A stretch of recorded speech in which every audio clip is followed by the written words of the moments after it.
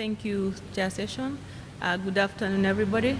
So today I'm going to present to you on cervical cancer screening, uptake among female sex workers living with HIV in Nairobi, Kenya.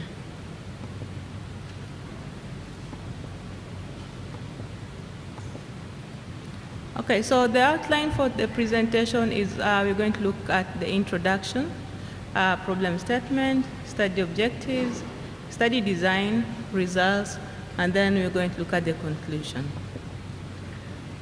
So let's look at the background a little bit. So cancer of the cervix has been shown to grow and increase in number, with the majority of those affected being women of reproductive age above the age of 30. Yet we know that cancer of the cervix is preventable, and it's also treatable, especially if it is diagnosed in the early stages. The female sex workers, the population of interest in this study, actually the ones living with HIV are at high risk of acquiring cervical cancer. Why? Because of the nature of work, and also if they have compromised immunity, especially when they are not adhering to ARVs, they are at a very high risk of acquiring cervical cancer. So still more on background. In Africa, approximately 15% women between the age of 15 to 65 years were screened for cervical cancer in 2020, with no specific records on female sex workers, because when they went into the facility, they did not identify themselves as female sex workers. The cervical cancer accounts for more than 28.6% of all women cancers, and it's the leading of all cancer-related deaths in Africa, according to WHO 2020. So the problem statement is in Kenya, both at the national level and the county level, sex work is actually criminalized. Cervical cancer is the most frequent malignancy among the Kenyan women between the ages of 15 and 44. The sex workers seek screening late into the disease due to stigma and lack of finances. The moment they've been criminalized, they are not able to actually walk into a facility and introduce themselves as female sex worker, because they fear that they will be apprehended and actually be sentenced because of that. So as a result, they actually present late and they die of a cancer that we can actually prevent. Majority of hospitals in Nairobi, where the study happened, they offer cervical cancer screening. However, we have unpublished reports that majority of female sex workers have not been screened or have no intention of getting checked for cervical cancer. The things that actually are coming out is there's a cost implication to that, and lack of knowledge that has actually played a bigger role into this. The specific objectives for the study, we wanted to look at, assess the level of knowledge on cervical cancer screening among female sex workers from Nairobi County, to assess the health system factors affecting uptake of cervical cancer screening among female sex workers in Nairobi, and also to identify barriers affecting uptake of cervical cancer screening among female sex workers in Nairobi. The research design was a cross-sectional study, a quantitative data collection method. We utilized the Fishers et al., and we adjusted the sample size to the finite sample population of below 10,000. So we had a sample size of 75.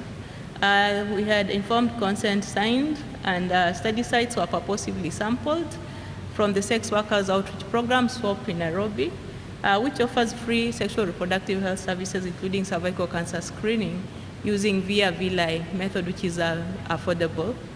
The study participants who met eligible criteria, including the age of 18 years and above, being female sex workers, were selected through simple random sampling from the facility registry. So I'm going to take you through the results. Because of the time, we're not going to look at all the results that the study found, but we're going to highlight the key results. So this, in a socio-demographic distribution, look at the age of the sex workers. We have a very big number, around 40% of them being 18 to 25 years, and a small number, 11.5%, who are above the age of 40.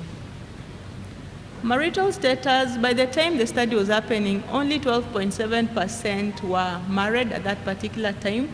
The rest were either single or they had been married at some point in their lifetime, but they're either divorced or they are widowed.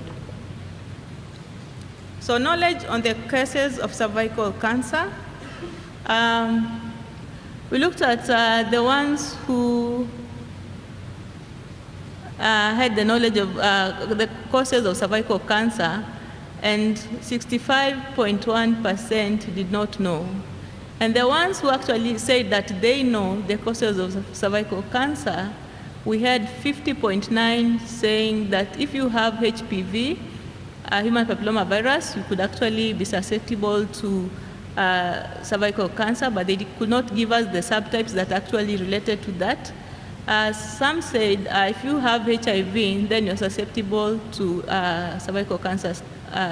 And then 71.3 said if you're having many sexual partners, you're susceptible to cervical cancer. While we had a group, 51.6%, who actually said that if you are smoking, you are susceptible to cervical cancer screening. So you can see still there is a gap in that particular group that also reported that they have knowledge on cervical cancer screening.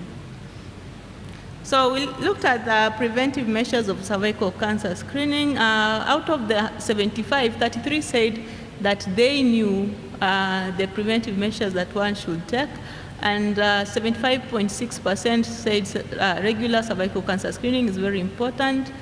And then 58.9% said getting HPV vaccinated, 51.6% saying using condom with the sex partner, and then 50.5% said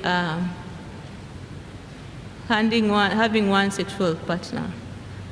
All right, then we looked at the barriers that actually were related to the institutional-related factors affecting the uptake of cervical cancer screening. We had that clinic offering screening services daily. They said 63.4% said yes, they offer screening services daily for cervical cancer screening.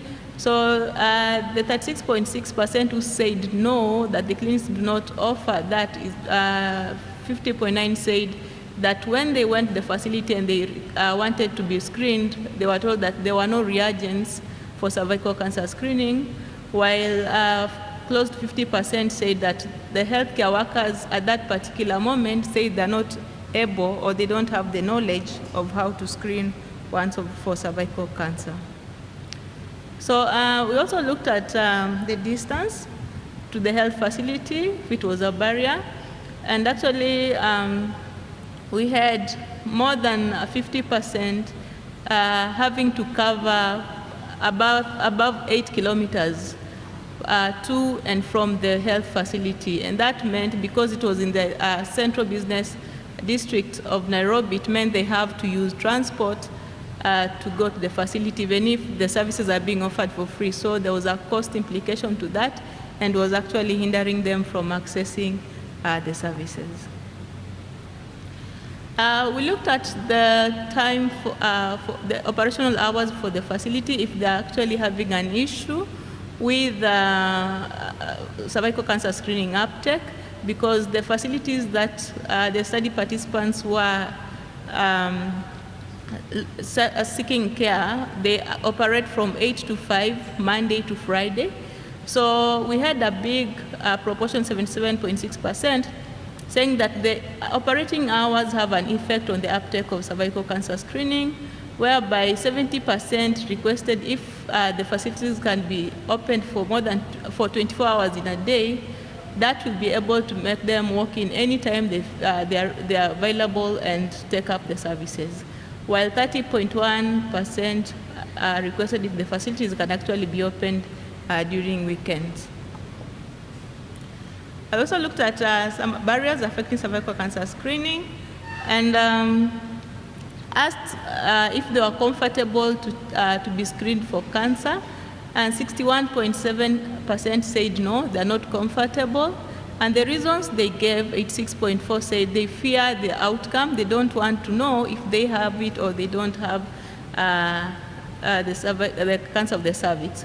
So, and 66.5% say that they fear pain of the procedure, especially when you are introducing the speculum. So they're not comfortable with that. And then we had 53.1% who said cancer is a terminal disease anyway. So why should you bother going to be screened for it? So the moment you have it, you're going to die. So they didn't want to know whether they have it or not. We looked at the cultural effects, yeah, and that is a typo for the percentage. 39.2% said that presence of cultural practices are actually hindering the uptake of cervical cancer screening, and 16.1% that said that there's nothing like cervical cancer. It's actually witchcraft. So, and also 83.9%, they said they face stigma if they'll be actually diagnosed with cancer of the cervix, because that in the community is a bad omen, and if anybody dies from cancer of the cervix from that particular family, people are discouraged from marrying from that or even interacting with that particular family. So we did inferential statistics, and there was a significant relationship between age and uptake of cervical cancer screening. At a p-value of 0.001, we had a confidence interval of 95%. We also looked at the level of education, and there was a significant relationship between level of education and uptake of cervical cancer screening at a p-value of 0.001. When it came to marital status, there was no significant relationship between the two, but there was also some significant association between number of children that one had and uptake of cervical cancer screening. We went ahead and did a regression, and there was some good results that came with that I have not actually shared here. Yeah. So conclusion. There is a knowledge gap among female sex workers, especially the adolescent and young female sex workers, on importance of cervical cancer screening. We have institution-related factors, that is a long waiting time, long distances, flexi working hours, lack of reagents, and qualified personnel are contributing to the poor uptake of cervical cancer among the female sex workers. We also have barriers, including the cultural beliefs, stigma. They need to be addressed, they need to be demystified, and gatekeepers to be involved. So I want to acknowledge the study participants, the Sex Workers Organization, Aga Khan University, School of Nursing and Midwifery in Kenya, and partners in health and development in Africa. Thank you.